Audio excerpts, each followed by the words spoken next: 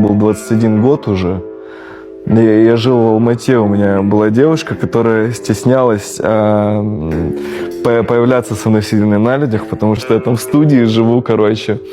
И вообще денег у меня не особо, типа. И потом она улетела опять на учебу в Штаты, короче, и там завела себе другого. Было очень прикольно, причем мы оставались в отношениях.